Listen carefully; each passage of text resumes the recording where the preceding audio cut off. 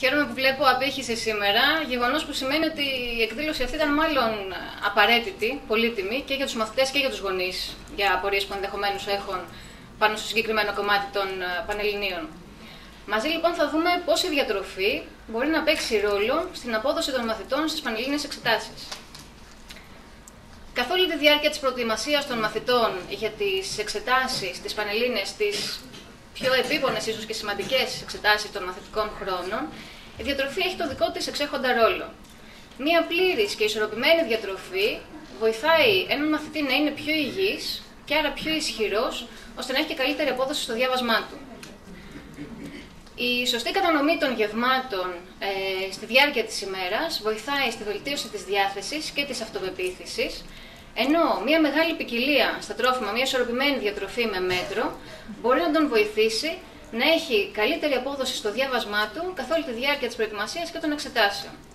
Ρόλος της διατροφής λοιπόν να παρέχει την απαραίτητη ενέργεια, η οποία θα συνεισφέρει στη σωστή λειτουργία του εγκεφάλου, ενώ ταυτόχρονα μέσα από μια μεγάλη ποικιλία τροφίμων θα παίρνει όλα τα απαραίτητα θρεπτικά συστατικά, τα οποία ενισχύουν και τη μαθησιακή ικανότητα, αλλά ταυτόχρονα βελτιώνουν τη μνήμη και βοηθούν στην αποστήθηση. Καλά θα μου πείτε όλα αυτά, αλλά ποιες είναι αυτές οι τροφές που μπορούν να το πετύχουν αυτό? Υπάρχουν λεγόμενες υπερτροφές που προσφέρουν στον οργανισμό όλα τα απαραίτητα θρεπτικά συστατικά για να το επιτύχουν? Πάμε λοιπόν να δούμε λίγο αναλυτικά τι πρέπει να περιλαμβάνει η διατροφή των υποψηφίων για το διάστημα αυτό της προετοιμασίας, αλλά και για τις μέρες των εξετάσεων. Πρώτα απ' όλα, η διατροφή πρέπει να έχει μια επαρκή πρόσληψη σιδήρου. Ο σίδηρος απαραίτητος σε πολλαπλές λειτουργίες του οργανισμού, καθώς συμβάλλει σωστή οξυγόνωσή του, βρίσκεται κυρίως σε ζωικές τροφές. Κόκκινο κρέας, σηκώτη, αυγά αποτελούν πολύ πλούσιες πηγές σιδήρου, οπότε ενώ το κόκκινο κρέας θέλουμε να είναι λίγο πιο αέρα στη διατροφή μας, σε αυτή την περίπτωση λέμε να ενισχύεται λίγο στη διάρκεια της εβδομάδας, λίγο πιο συχνά. Κάποιες φορές μπορεί να αντικατασταθεί και με το σηκώτη, αν οι υποψήφοι το προτιμούν γευστικά. Τα αυγά, επίσης έχουμε ένα περιορισμό, λέμε έως 3 εβδομαδιαίως. Αυτό το διάστημα επίσης μπορούμε να ενισχύσουμε και να είναι λίγο πιο τακτικά στη διάρκεια της εβδομάδας.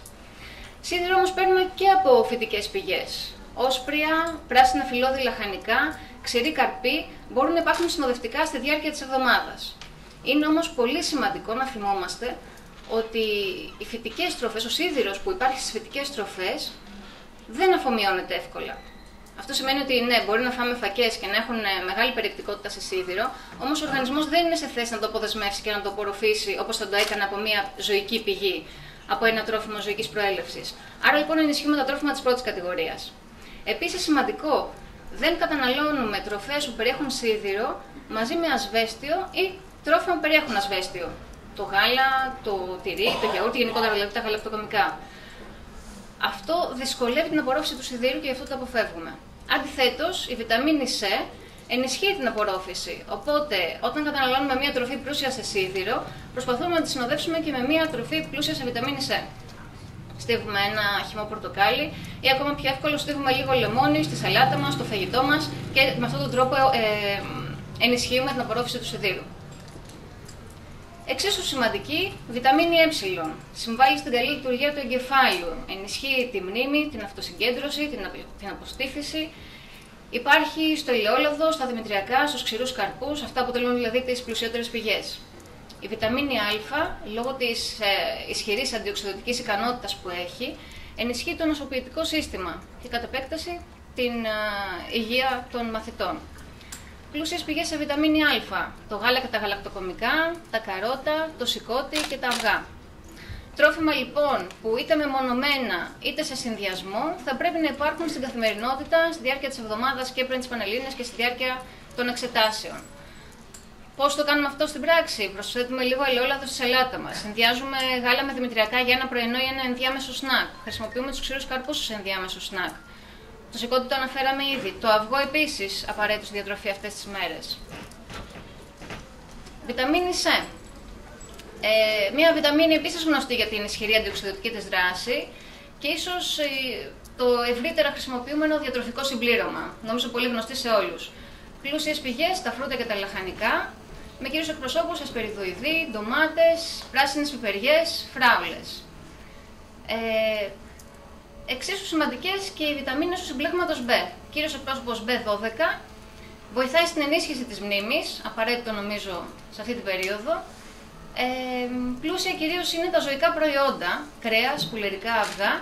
Υπάρχει όμως αυξημένη περιεκτικότητα σε βιταμίνη B και στα εμπλουτισμένα δημητριακά. Όπως και με τις προηγούμενες βιταμίνες που είπαμε, έτσι και τα τρόφιμα αυτά, είτε μεμονωμένα είτε σε συνδυασμό, θα πρέπει να υπάρχουν στη διατροφή μας καθημερινά, κυρίως των μαθητών αυτό το διάστημα. Φρούτα και λαχανικά νομίζω είναι και γενικότερες συστάσεις μιας υγιεινής διατροφής, ζωικά προϊόντα ούτως ή άλλως ήδη τα αναφέραμε. Να μην παραλείψουμε τα ανόργανα στοιχεία. Συμβάλλουν στην καλή λειτουργία του νευρικού συστήματος. Ασβέστιο, φόσφορος, μαγνήσιο, ψευδάργυρος, σελήνιο. Και να μην σας μπερδεύω με πολλές ορολογίες, αν δείτε από κάτω στον πίνακα, έχω σημειώσει τις πλουσιότερες πηγές σε αυτά τα ανόργανα στοιχεία. Και δεν είναι τυχαίο που κάποια τα βλέπετε με πιο έντονο χρώμα ή υπογραμμισμένα ή με άλλο χρώμα. Είναι αυτά που ήδη έχετε ακούσει αρκετά ως τώρα, που ήδη έχω αναφέρει πολλές φορές. Κρέας, όσπρια, ξηρή καρπή. Τροφές λοιπόν απαραίτητες σε αυτό το διάστημα στη διατροφή των μαθητών, γιατί περιλαμβάνουν και όλες τις βιταμίνες που προαναφέραμε και τα ανόργανα στοιχεία αυτά. Κρέας όταν λέμε, εννοούμε και το λευκό κρέας, πουλερικά, κοτόπουλο, γαλοπούλα, και το κόκκινο κρέας σαφώς, μοσχάρι, χοιρινό. Όσπρια, φακές και διάφορες ποικιλίες από φασόλια. Ξηρή καρπή, αμύγδαλα, καρύδια, φουντούκια, κατά προτίμηση βέβαια πάντα ανάλατα. Δεν μπορούμε να παραλείψουμε ω3 και ω λιπαρά οξέα, διάσημα πλέον, νομίζω ότι οι περισσότεροι θα τα έχετε ακούσει, συμβάλλουν στην καλή λειτουργία του εγκεφάλου, ενώ έχει βρεθεί ότι έχουν και μία ήπια αντικαταθλιπτική δράση. Γεγονός που εμέσως βοηθάει τους μαθητές ενδεχομένως να έχουν και μία έτσι βελτιωμένη διάθεση. Μία διατροφή πλούσια σε ψάρια και κυρίως λιπαρά ψάρια, σολομός, σκουμπρί, σαρδέλες, γάβρος ανήκουν στην κατηγορία αυτή, ξηρή καρπή, καρύδια, αμύγδαλα, φιστίκια. Και πάλι θα βάλω σε παρένθεση το ανάλατο, προτιμάμε. Ελαιόλαδο, λιναρόσπορος, ηλιόσπορος, το σουσάμι, όλες αυτές τις τροφές, αν υπάρχουν στη διατροφή μας καλύπτουν στα ω3 και στα ω6 απαραίτητα λιπαρά οξέα. Και όπως ανέφερα κάποιες έτσι τα σημαντικότερα τρόφιμα που θέλουμε στη διατροφή μας, να εστιάσουμε και σε κάποιες άλλες συμβουλές που θεωρώ ότι είναι βασικές να έχουμε υπόψη. Συστήνονται λοιπόν μικρά και συχνά γεύματα. Αυτό το λέμε γενικότερα ως συμβουλή, στην προκειμένη περίπτωση όμως εξυπηρετεί ένα συγκεκριμένο σκοπό. Τα μικρά και συχνά γεύματα κρατάνε σε μια εγρήγορση τον οργανισμό, με αποτέλεσμα να βοηθάνε στην καλύτερη σκέψη και συγκέντρωση των μαθητών την ώρα του διαβάσματος. Αντιθέτως, μια μεγάλη ποσότητα φαγητού προκαλεί υπνηλία, με αποτέλεσμα να υπάρχει περιορισμένη συγκέντρωση και σαφώς να δυσχεραίνει το διάβασμα.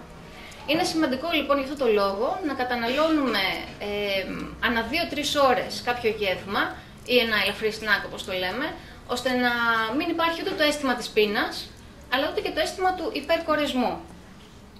Ενδιάμεσα σνακ λοιπόν πολύ σημαντικά, το πρόγευμα ή το απογευματινό, ρυθμίζουν την πείνα μας και βοηθάνε τον οργανισμό να παίρνει ενέργεια αυτές τις ώρες που είναι πολύ σημαντικές για το διάβασμα των μαθητών. Τι μπορούμε να επιλέξουμε? Φρούτα, χυμούς, ξηρούς καρπούς, κάποιο γαλακτοκομικό προϊόν, γάλα ή γιαούρτι, το συνδυάζουμε και με λίγο μέλι, με λίγη μαρμελάδα ώστε να έχουμε και τη γλυκιά γεύση. Και το αυγό βέβαια μπορεί να είναι μια πολύ καλή επιλογή, μας δίνει ενέργεια, ταυτόχρονα με πολλά απαραίτητα αμινοξέα. Αυτές οι επιλογές μπορεί να είναι ταυτόχρονα και πολύ θρεπτικές και γευστικές για έναν μαθητή στη διάρκεια του διαβάσματός του.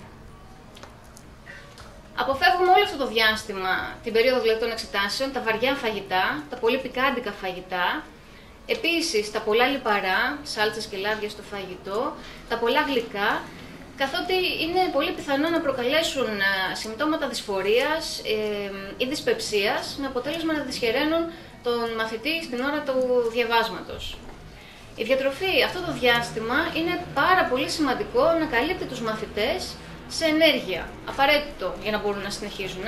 Οπότε συστήνουμε να μην ακολουθούνται αυστηρές δίαιτες, υποθερμιδικές δίαιτες καθ' όλη τη διάρκεια των εξετάσεων. Επίσης, πάρα πολύ σημαντικό και ίσως πολλοί έτσι γονείς και μαθητές να μην το έχουν υπόψη, δεν είναι κατάλληλη περίοδος να εισάγονται νέα τρόφιμα στη διατροφή. Δεν κάνουμε δοκιμές, δεν είναι νομίζω περίοδος έτσι για πειραματισμούς και εκπλήξεις, οπότε αποφεύγουμε τις δοκιμές. Ένα τρόφιμο δηλαδή που ο μαθητής δεν το έχει δοκιμάσει, δεν το κάνουμε αυτό το διάστημα. Προτιμάμε τρόφιμα που ξέρουμε ότι είναι οικεία, ότι είναι επιθυμητά, ότι είναι αρεστά. Φτάνουμε λοιπόν στην προηγούμενη μέρα, πριν τις εξετάσεις. Νομίζω πολύ σημαντική μέρα για την επίδοση των μαθητών στα μαθήματα που έχει να εξεταστεί. Μία μέρα όπου είναι σημαντικό να επιλέξουμε ένα αγαπημένο φαγητό για τον μαθητή. Θα του βελτιώσει ίσως λίγο τη διάθεση, θα του βελτιώσει την αυτοπεποίθηση ενδεχομένως. Οπότε αφήνουμε τον ίδιο τον μαθητή να επιλέξει το φαγητό που θέλει. Όμως και εδώ η μητέρα αναλαμβάνει ένα έτσι σημαντικό και δύσκολο έργο. Να πετύχει ένα φαγητό που να είναι μεν γευστικό, αλλά χωρίς πολλά μπαχαρικά, χωρίς πολλά λιπαρά, ώστε να είναι ταυτόχρονα και λίγο εύπεπτο για τον μαθητή. Πιο σημαντικό ίσως το δείπνο πριν τις εξετάσεις. Ένα βαρύ δείπνο, ένα μεγάλο γεύμα ή βαρύ σαν σύσταση φαγητού μπορεί να επηρεάσει τη χαλάρωση και την ξεκούραση του μαθητή, με αποτέλεσμα να δυσκολευτεί την επόμενη μέρα. Μία μερίδα λοιπόν ψητού κρέατος ή ψαριού, συνοδευόμενα από σαλάτα εποχής, ένα ποτήρι γάλα με ένα τόστ με τυρί και γαλοπούλα, ένα γιαούρτι με λίγο μέλι και λίγους ξηρούς καρπούς αποτελούν πολύ καλές επιλογές για το προηγούμενο βράδυ, το βράδυ πριν τις εξετάσεις. Την ημέρα των εξετάσεων, ο ρόλος της διατροφής εστιάζεται ουσιαστικά στο πρωινό γεύμα.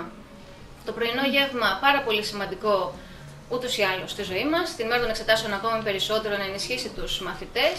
Ένα ελαφρύ και τονωτικό πρωινό, απαραίτητο, γιατί θα τους δώσει καταρχάς την ενέργεια που χρειάζονται και ταυτόχρονα θα ενισχύσει λιγάκι τη μνήμη και τη συγκέντρωση, ώστε να έχουν και την καλύτερη δυνατή απόδοση. Επιλέγουμε κάποιο γαλακτοκομικό προϊόν, γάλα ή γιαούρτι, με ένα μιλούχο τρόφιμο, δημητριακά, ψωμί, φρυγανιές. Μπορούμε να τα συνδυάσουμε με μέλι ή με μαρμελάδα. Και βέβαια φρούτα ή ένας φυσικός χυμός μπορούν να μας δώσουν την απαραίτητη ενέργεια και πολλά θρεπτικά συστατικά. Πολύ σημαντικό να μην πάμε για εξέταση με άδειο στομάχι. Υπάρχει ο κίνδυνος και να εμφανιστεί κάποια ατονία και να εμφανιστεί κάποια ζαλάδα και σίγουρα να μην μπορεί εύκολα να συγκεντρωθεί ο μαθητής. Δεν είναι σπάνιο φαινόμενο δηλαδή οι μαθητές να καταραίουν την ημέρα των εξετάσεων ακριβώς επειδή συσσωρεύεται όλη η κούραση και η εξάντληση των προηγούμενων ημερών. Καφές. Ένα κεφάλαιο από μόνος του, αυτές τις μέρες τον άφησα και εγώ ξεχωριστά. Γιατί νομίζω ότι όλοι οι μαθητές ενισχύουν την κατανάλωση καφέ και ίσως περισσότερο αυτές τις μέρες. Ο λόγος γνωστός, προσπαθώντας να περιορίσουν την υπνηλία, να έχουν τον οργανισμό σε εγρήγορση, οπότε να αυξήσουν και τις ώρες του διαβάσματος. Έχει αποτέλεσμα ίσως κάποιες φορές, όμως δεν πρέπει να υποτιμάμε και κάποιες αρνητικές παρενέργειες που ενδεχομένως έχει. Ο καφές λοιπόν δρά ανασταλτικά στην ποιότητα του ύπνου. Τι σημαίνει αυτό? Ότι εκτός από την επίδραση που έχει στο νευρικό σύστημα, διεγείρει μια υπερέκριση ινσουλίνης από το πάγκρεας, το οποίο σημαίνει ότι δεν μπορούμε να έχουμε να πέσουμε σε βαθύ ύπνο. Πρακτικά τι σημαίνει αυτό? Ότι έχουμε έναν ανήσυχο ύπνο, που σημαίνει ότι ο οργανισμός δεν ξεκουράζεται, δεν αναπληρώνει τις δυνάμεις, ακόμα και αν έχουμε κοιμηθεί αρκετές ώρες. Προτείνουμε λοιπόν την προηγούμενη μέρα καθόλου καφέ ή καφεϊνούχα σκευάσματα, ή αν είναι ανάγκη να περιοριστούν στο ένα φλιτζάνι και αυτό όχι το βράδυ πριν τις εξετάσεις. Το αποφεύγουμε για να έχουμε ένα ξεκούραστο ύπνο. Ένα φρούτο ή ένα ποτήρι φρεσκοστημένου χυμού μπορεί να μας δώσει την απαραίτητη ενέργεια τη στιγμή που τη χρειαζόμαστε πολύ περισσότερο από ό,τι θα κάνει ένα ποτήρι καφές. Επίσης σημαντικό να σημειώσουμε ότι επειδή και ο καφές αλλά και το τσάι λόγω της καφεΐνης που περιέχουν προκαλούν μια υπερδιέγερση, μια υπερλειτουργία στα νεφρά μας, με αποτέλεσμα να αφυδατώνεται ο οργανισμός, οπότε είναι πολύ σημαντικό να έχουμε και μια επαρκή πρόσληψη νερού. Κανονικά δηλαδή λέμε ότι για ένα ποτήρι καφέ που πίνουμε θα πρέπει ταυτόχρονα να πιούμε τουλάχιστον ίση ποσότητα νερού, ώστε ο οργανισμός να μπορέσει να αναπληρώσει αυτά τα υγρά που χάνονται. Και η επαρκής ενυδάτωση είναι απαραίτητη αυτές τις μέρες των εξετάσεων. Συστήνουμε 4 με 6 ποτήρια νερό ημερησίως, και σε περίπτωση που η θερμοκρασία είναι και πιο υψηλή, ακόμα περισσότερο. Τελειώνοντας, να αναφερθώ σε δύο σημεία που πολύ συχνά με ρωτάνε μαθητές και κυρίως γονείς για το διάστημα αυτών των εξετάσεων. Και το πρώτο είναι βέβαια αν η σοκολάτα βοηθάει. Να δώσω στο παιδί, να δώσω λίγη ζάχαρη, να δώσω λίγη σοκολάτα, τρώει τις σοκολάτες 2-2 την ημέρα για να τον βοηθήσει. Ναι, η αλήθεια είναι ότι η σοκολάτα εκρίνει στον οργανισμό τις λεγόμενες ενδορφίνες, ουσίες που βελτιώνουν τη διάθεση, ενώ ταυτόχρονα βοηθάει και στην εγκεφαλική λειτουργία, γιατί λόγω του μαγνησίου που περιέχει ενισχύει τη μνήμη μας. Αυτό βέβαια σημαίνει και πάλι ότι πρέπει να υπάρχει ένα μέτρο στην κατανάλωση. Η υπερκατανάλωση έχει τα αντίθετα αποτελέσματα, γιατί οι σοκολάτες είναι πλούσιες σε λίπος, κατά συνέπεια και σε θερμίδες, οπότε μια λόγιστη χρήση, μια υπερκατανάλωση μπορεί να διαταράξει την ισορροπία που προσπαθούμε να κρατήσουμε στο σωματικό βάρος αυτό το διάστημα. Και βέβαια τα συμπληρώματα. Να πάρει το παιδί συμπλήρωμα, θα τονώσει λιγάκι, θα βοηθήσει την κατάσταση. Και πάλι λοιπόν θα πούμε ότι ναι, τα πολυβιταμινούχα συμπληρώματα είναι πιθανό να ενισχύουν την πνευματική λειτουργία. Χρειάζεται όμως πάρα πολύ μεγάλη προσοχή στο τι θα επιλέξουμε. Υπάρχουν συμπληρώματα που περιέχουν καφεΐνη, οπότε προκαλούν μια υπερδιέγερση στον οργανισμό, με πιθανότητα να σημειωθεί ταχυκαρδία, ταραχή, αϊπνία ενδεχομένως, πράγματα που σε καμία περίπτωση δεν θέλουμε αυτές τις μέρες. Σίγουρα, αν αποφασίσουμε ότι θα πρέπει να πάρει ένα συμπλήρωμα, πρέπει να είναι ένα εγκεκριμένο προϊόν που προμηθευόμαστε από φαρμακείο και μόνο. Όμως, θυμόμαστε ότι τα συμπληρώματα σε καμία περίπτωση δεν αποτελούν υποκατάστατο μιας πλήρους και ισορροπημένης διατροφής. Αυτό το πετυχαίνουμε μόνο μέσα από την πρόσληψη των τροφών. Οπότε, μου επιτρέπετε προσωπικά να θεωρώ ότι όταν η διατροφή μας είναι πλήρης, ισορροπημένη και ακολουθούμε όλα αυτά που αναφέραμε, τα συμπληρώματα δεν είναι απαραίτητα ούτε για τους μαθητές σε αυτή τη διάρκεια των εξετάσεων. Να ευχηθώ και εγώ με τη σειρά μου καλή επιτυχία σε όλους τους υποψηφίους. Δίνουμε σημασία στα SOS θέματα αλλά και στα SOS εδώ με τη διατροφή μας. Σας ευχαριστώ πάρα πολύ. Οι ερωτήσεις φαντάζομαι, αν υπάρχουν, θα τις συζητήσουμε στο τέλος.